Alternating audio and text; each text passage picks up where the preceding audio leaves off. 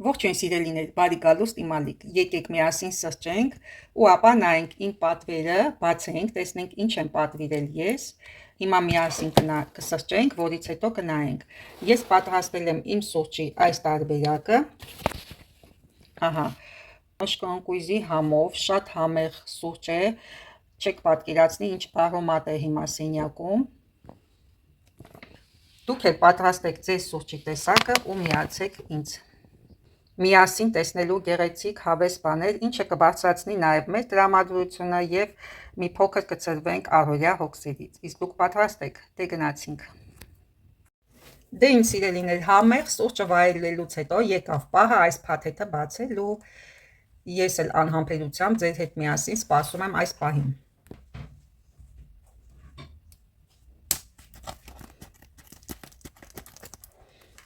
Ցանկացած գործողություն կամերայից դուրս ավելի հեշտ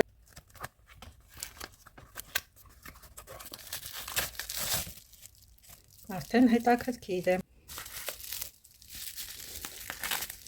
Շարունակում ենք հավեսով, բարձր տրամադրությամբ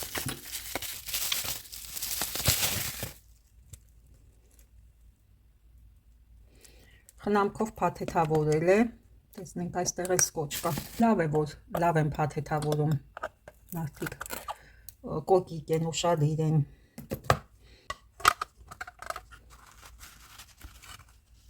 Այո, ինչպիսի գեղեցկություն։ Ինչքան նուրբ աշխատանք է, չէ՞, նռնակարերով։ Իսկական նռնակարեր չեն, իմիտացիա է։ Եվ հիմա ես կպատմեմ ձեզ այս զարդի պատմության մասին, տեսեք ինչ նուրբ աշխատանք է։ Շղթայի վրա ինչքան քարիկներ են տեղադրված, շատ նուրբ աշխատանք է։ Նայեք։ Հիմա ես կպատմեմ այս զարդերի պատմության մասին ձեզ սիրելիներ։ Ուրեմն այս սերիական զարդերը թողարկվել են 1950-ականներին։ Երկրորդ համաշխարհային պատերազմից հետո, երբ մարդիկ նորից վերականգնվում էին համաշխարհային մեծն դեպրեսիայի ձգտում էին բնականոն կյանքի եւ ինչու՞ չէ նաեւ ճոխության, սկսեցին արտադրվել ահա այս զարդերը։ Զարդերը կրում էին պարահանդեսների ժամանակ, էլիտար երեկույթների ժամանակ։ Նախնական վիճակում այս զարդերը արտադրվել են իսկական ռուբիններով, նռնակարերով, ադամանդներով, բայց հետպատերազմյան շրջանում, քանի որ բոլոր երկրները համաշխարհային մասշտաբով արդեն սննկացել էին, սկսեցին արտադրել այդ զարդերի կոպիաները, այսինքն քարերը բնականաբար այլևս թանկարժեք չէին կամ կիսաթանկարժեք։ Բայց նախկինում մինչև պատերազմը նմանատիպ վզնոցները եղել են իսկական ադամանդներից, իսկական թանկարժեք քարերից։ Հիմա ես իմ զարդերի մեջ կփնտրեմ այս վզնոցին համապատասխան ականջողեր, կարծում եմ պետք է ունենամ իմ հիշողությամբ եւ կստեղծենք միասին կոմպլեկտ ձեր իսկ աչքի առաջ։ Այո, կարծես թե համընկավ, տեսնենք գույնն էլ կհամընկնի։ Այո, անգամ քարերի չափսերը գրեթե համընկնում են, ինչ հրաշալի է, չէ՞։ Ահա այսպես վերամիավորվեցին այս զարդերը, կարծես ի սկզբանե հենց միասին էլ եղած լինեն։ Ցույց տամ մի ուրիշ գույնի, սա արդեն իմ մատանիի գույնի ականջողեր են, նայեք։ Ճիշտ եւ ճիշտ համընկնում է այս մյուս ականջողերի հետ, որը նույնպես այդ ժամանակաշրջանին է պատկանում, ուրիշ դիզայնի եւ ուրիշ գույնի, բայց սա է բորդո երանգովն է համապատասխանում այս վզնոցին, սա ավելի ունի ամիթիստի երանգ, ահա այսպիսի երանգ ունի։ Իսկ այս կանաչ կոմպլեկտը ուղղակի շքեղություն է, փոքրիկ քորոցի նման բրոշ եւ ահա այսպիսի կլիպսներ են,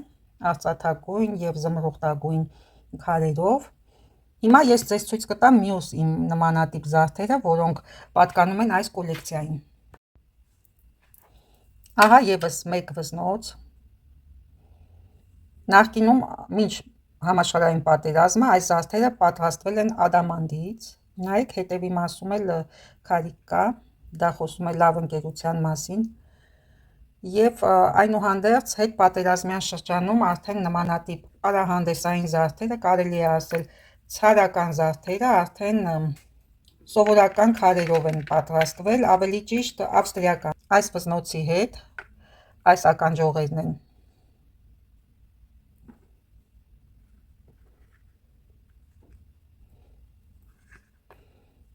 Մտկով գնացի այդ ժամանակաշրջանը, երբ պարահանդեսներ էին տեղի ունենում, շքեղ մուշտակներով, շքեղ թանկարժեք հագուստներով կանայք պատրաստվում էին, մասնակցում էին այդ պարահանդեսներին։ Հետաքրքիր էպոխա էր այդ ժամանակաշրջանը։ Եվս մեկ այլ գեղեցկուհի, վզնոց, իր իսկ ականջողերի հետ, շղթան ամբողջովին քարեպատ է, շղթան ամբողջովին, եւ անգամ այս կոճկելու հատվածում արկա է սպիտակ ու կանաչ քար, ինչքան մանրակրկիտ են պատրաստել այն ժամանակ զարդերը, եւ այս զարդերը պատրաստել են ոսկերչական ընկերություններ, սիրելիներ։ Դրա համար էլ այսքան որակյալ են, դրա համար էլ հայտնվել են մինչ մեր օրերս, կարծես արդեն մոտ ինչքան 50-ականներից, եթե հաշվում ենք, մոտ 70 տարի է անցել, բայց դարձյալ կարծես նոր պատրաստված լինեն այս զարդերը, այդպիսի տպավորություն է ստեղծվում։ Իսկ հիմա գնեք որևիցե զարդ, տեսեք, քանի շաբաթ կարող եք կրել։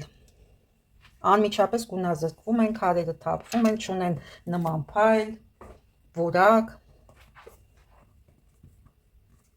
Ահա եւս մի գեղեցկուհի կոմպլեկտ, սպիտակ եւ ռուբինային գույնի քարերով, շատ ճոխ կոմպլեկտ է, արկա է վզնոցը, բրոշը եւ ականջողերը, դարձյալ կլիպս։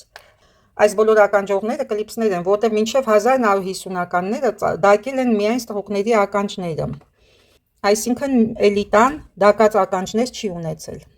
Միայն ծառաների ականջներն են դակված եղել։ Իսկ արդեն 1960-ականներից հետո մասսայաբար սկսեցին դակել ականջները։ Դրա համար մինչ այդ հանդիպած բոլոր ականջողերը կլիպսներ են։ Տեսեք ինչ շքեղ կոմպլեկտ է վզնոցը իր կլիպսների հետ։ Այնքան նուրբ է այս կլիպսի հետևի մասը, շատ նուրբ նստում է ականջներին, չի ցավացնում երբևիցե։ Վերջերս գնել էի այս կլիպսների նման մեկ ուրիշ կլիպս, ահա, նույն մոդելն է, ուղղակի գույնն է տարբեր, տեսնում եք, ինչքան շքեղ զարդեր են, ինչքան նուրբ աշխատանքներ, որովհետև բոլորը ձեռքի աշխատանքներ են, պատրաստված ոսկերիչների կողմից, շղթան ամբողջովին քարապատ է եւ եզակի հանդիպող քարի գույն ունի, ակվամարինի գույն, շատ գեղեցիկ է։ Դե բնականաբար սա ապակի է, բայց նախկինում իհարկե օգտագործվել է ակվամարին քարը, զմրուխտ, ռուբին կամ էլ ադամանդներ։